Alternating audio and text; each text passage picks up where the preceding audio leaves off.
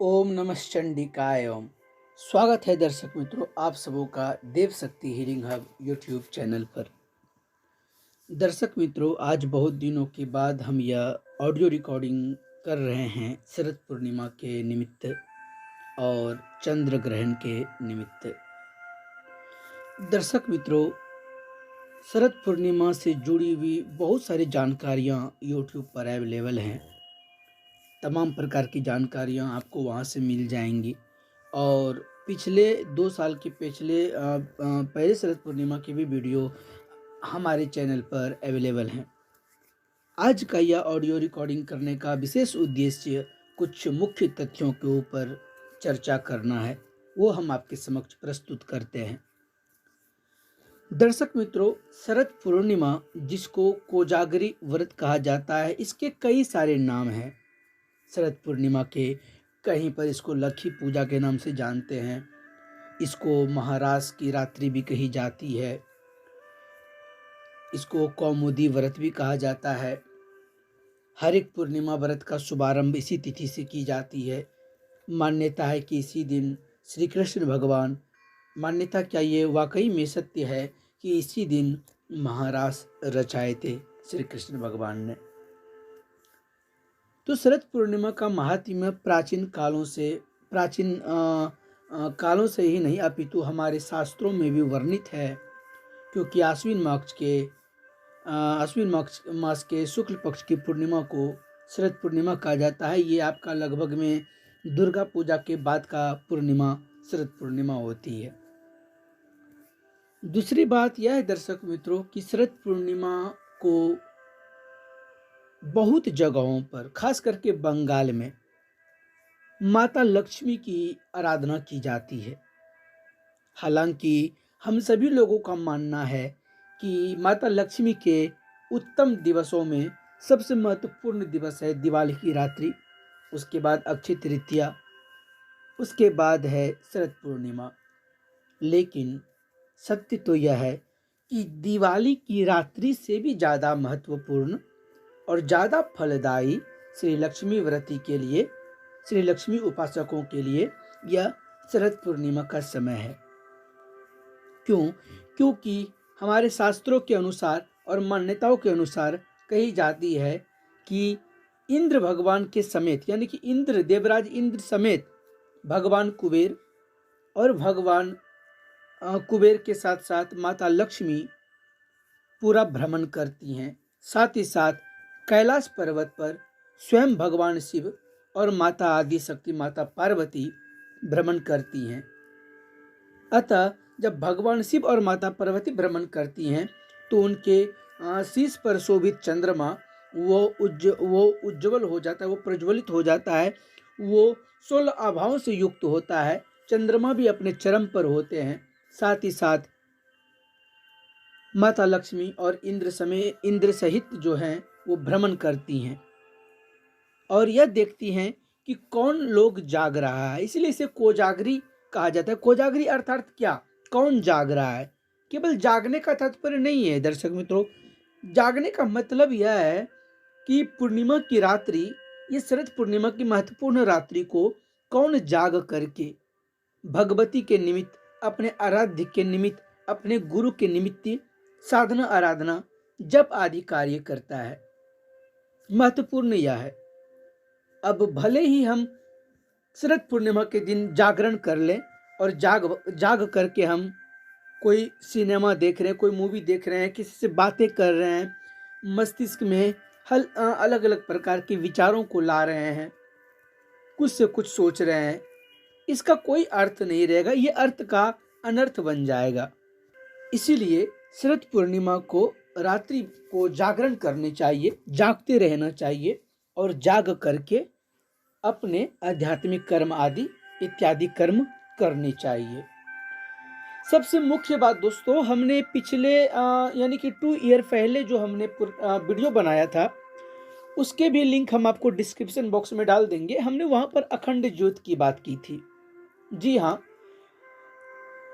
भगवती लक्ष्मी के निमित्त हम लोग अखंड दीपदान कर सकते हैं आज के दिन। लेकिन आज खड़गरास चंद्र ग्रहण है, जो चंद्र ग्रहण का सूतक काल आपका लगभग 4 बजे से आरंभ हो जाएगा, शाम के 4 बजे, यानी कि आज शाम के 4 बजे। और ग्रहण काल समय शुरू हो रहा है 1:05 से और ख़त्म हो रहा है रात्रि के 2:22 तक। तो अखंड दीपदान जो होगी वो आपका शाम में 4 बजे से पहले होगी।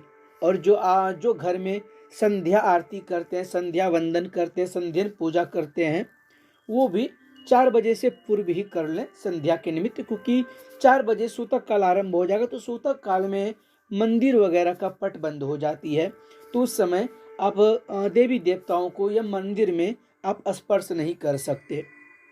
उसके बाद 1:05 पे ग्रहण का स्पर्श काल है।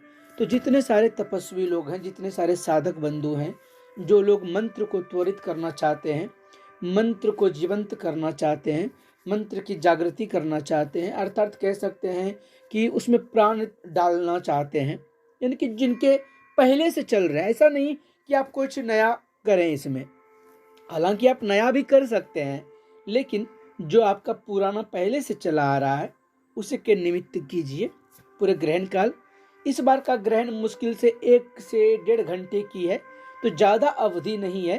तो इन समयों में आप कर्मकांड इत्यादि कर सकते हैं, जप कर सकते हैं, जप के अतिरिक्त यज्ञ कर सकते हैं, लेकिन धूप दीप इत्यादि वगैरह ये आप ग्रहण काल में नहीं करेंगे। लेकिन जितने सारे लोग जप करेंगे या भक्ति करेंगे या आराधना करेंगे, हवन करेंगे, उनको यह ख्याल रखना पड़ेगा कि चंद्र ग्रहण के स्पर्श काल में आपको स्नान आदि क्रिया करनी पड़ेगी। उसके पश्चात मोक्ष काल में जब आपका पूजा संपन्न हो जाए, यानी कि आपका जप के बाद यज्ञ, दशांश यज्ञ आपका संपन्न हो जाए, तो उसके बाद आपको वस्त्र सहित आपको स्नान करना होगा मोक्ष काल में। तो इस बात का विशेष ख्याल रखेंगे। सबसे मूल बात, जो ये सब कुछ भी नहीं करना चाहते, नहीं स्नान करना चाहते हैं, नहीं वो इतने सारे चीज़ों को वो लोड लेना चाहते, वो शांति से चाहते कि हम कुछ ऐसा करें जो आसानी से हमारा निकल जाए। तो सब बातों का एक बात, आप क्या करें, अखंड दीपदान करें। उसके साथ चंद्र ग्रहण के समय से ही आप भगवती लक्ष्मी का ब्रह्मांड पुराण में वर्णित दरिद्र नाशय लक्ष्मी स्तोत्र का पाठ आप आरंभ कीजिए, या फिर आप श्री सूक्त का पाठ आरंभ कीजिए, या फिर आप श्री सिद्ध कुंज का स्तोत्र का पाठ आरंभ कर दीजिए। और यह पाठ लगातार आप करते रहिए, यानी कि चंद्र ग्रहण के बाद तक करते रहिए, जब तक आप कर सकते हैं। या कह लें कि बैठ करके बस पढ़ना ही तो है। सवेरे 4 बजे, 5 बजे, 6 बजे तक पढ़ते रहेंगे पूरे पूनम के रात्रि तक, तो वो आपको विशेष फल देगा। यहाँ पर हम आपको वीडियो में, इस ऑडियो में आपको हम संक्षेप में बता रहे हैं। हालांकि जिन्हें ये विधि वगैरह करनी है वो किसी जानकार व्यक्ति से अवश्य समझ लें, पूछ लें। इसके अतिरिक्त एक बात और आपके समक्ष चर्चा करनी थी कि ये जो खड्गरास चंद्र ग्रहण है और प्लस पूर्णिमा है, शरद पूर्णिमा, तो शरद पूर्णिमा में कहा जाता है कि भगवान चंद्रमा जो है वो 16 कलाओं से सुसज्जित होता है, अतः ये अमृत वर्षा करती है। इसलिए इस दिन औषधि युक्त खीर बनाने की प्रक्रिया है और यह खीर चंद्र की रोशनी में ओस में रखी जाती है। तो आज क्या करें, क्योंकि आज चंद्र ग्रहण भी पड़ रहा है और चंद्र ग्रहण को राहु ग्रास रहा है, खड्गरास चंद्र ग्रहण है, भारत में दिखाई देगा, इसलिए इस ग्रहण का वैल्यू थोड़ा सा ज़्यादा है, तो दूषित हो जाएगा उस समय की एनर्जी वगैरह, और वो सब तमाम प्रकार का नष्ट हो जाएगा। तो क्या करें, तो दर्शक मित्रों, उचित यही होगा कि कोशिश करें आप ग्रहण काल के समाप्त होने पर ही आप खीर आदि बनाएं, उसके बाद आप चंद्रमा की किरणों में रखें। अगर आप इतनी रात्रि आप नहीं खीर बनाना चाहते तो फिर आप सूतक काल के पहले बना लें, उसमें कुसा या फिर तुलसी की पत्र को रख करके ढक करके छोड़ दें सूतक काल से पहले। उसके बाद ग्रहण के मोक्ष काल के बाद उस पात्र को आप चंद्र की रोशनी में रख दें।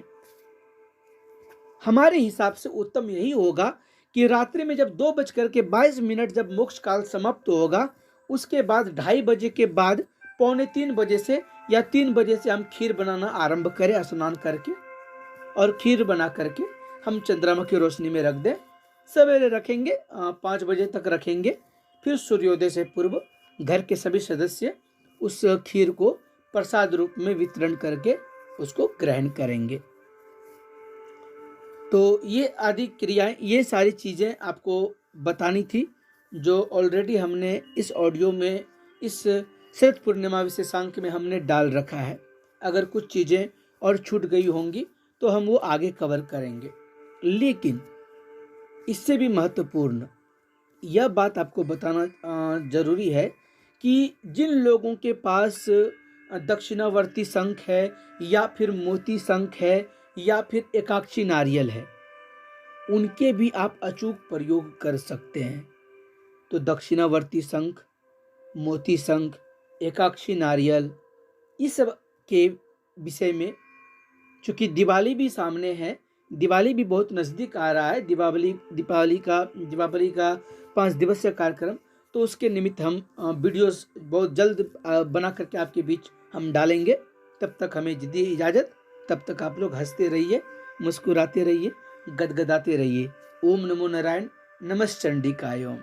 एक बात और दर्शक मित्रों, अगर यह ऑडियो अच्छा लगा तो इस ऑडियो को शेयर जरूर करें, लाइक सब्सक्राइब चैनल को अवश्य करें और शेयर करें।